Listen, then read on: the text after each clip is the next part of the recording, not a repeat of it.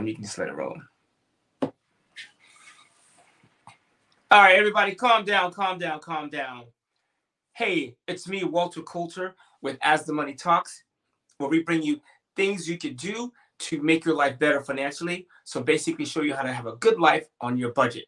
Today, I'm going to talk about something that a lot of us have gone through, and that is buying a car during a recession, or buying a car at all for that matter. Right now it is 2023. We're going through a recession here on the planet Earth, or so we hear. So what I'm going to do today is give you something you could do to help make your life easier. Let's talk about buying a car. The number one killer of financial plans and financial independence is car purchases. People are paying $5, $6, $7, $8, $1,000 a month for a car. They will take 25% of their income, some 30, some 40% of their income, and go into a car payment. And that's a killer. So today what I'm going to do is I'm going to talk about how to get out of that. And I'm going to talk about how to buy a car the right way.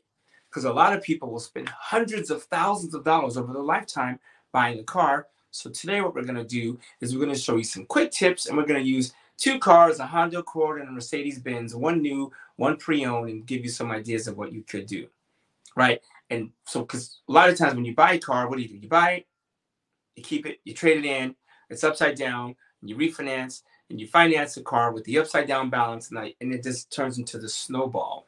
So what we're going to do is start giving you better advice and helping you get out of that. Now, so next, what I'm going to do, here's a Honda, here's a Mercedes.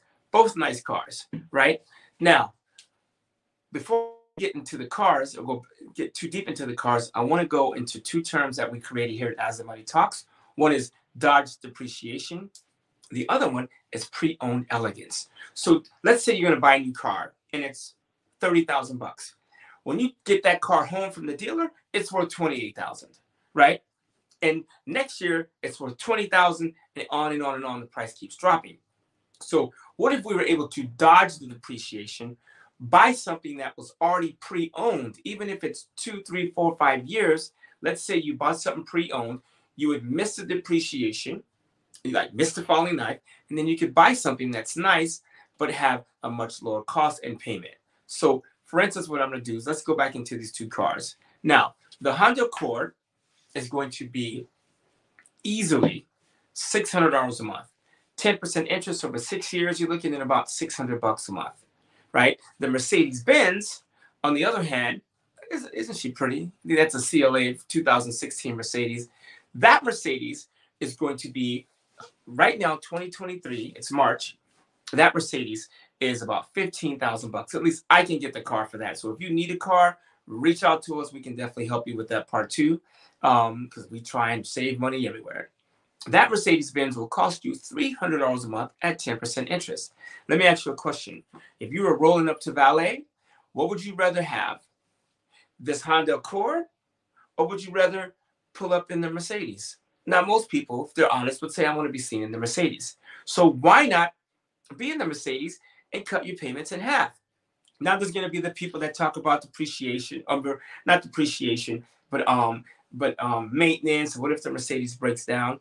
You know, if you change your oil, take it to the mechanic before the light comes on and get it checked, a lot of that stuff you can avoid. Some of y'all let the check engine light come on and just stay on too long. Get the car checked, get the oil changed on a regular basis, and you can eliminate some of that stuff, right? Now, my question is, what would you do with an extra $300? $600 and $300 on the Mercedes, you have $300 left if you use the Mercedes. And it could be a used Lexus, whatever it is. I'm just using the Mercedes for here, right? Could you use that $300 on things like lifestyle, right? It's snowing in California in March, getting ready to be April. It's still snowing here. It's the craziest thing, right? You could use it for lifestyle. Or, ding, ding, ding, you could use it to invest. If you take the $300 a month at 6%, in just 1 year, you have $3,700. Some of you can start a business with that. There's a lot you could do with $3,700. Some of you guys are $3,700 sitting to the side from starting that business, that side hustle, that thing you wanted to get going.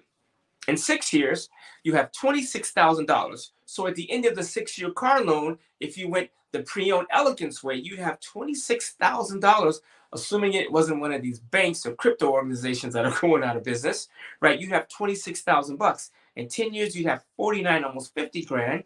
In 20 years, you would have 139 grand. And in 30 years, you'd have $300,000 saved. That's 300 grand you'd have saved. Here's what I want to ask you. What would you do with $300,000?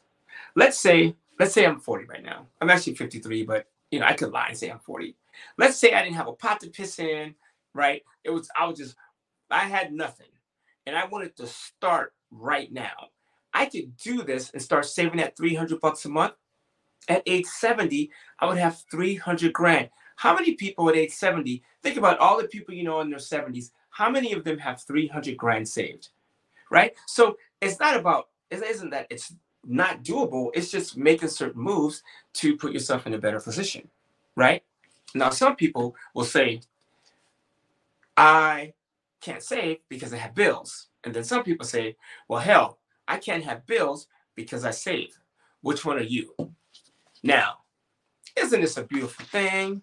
This picture just makes me feel good, right?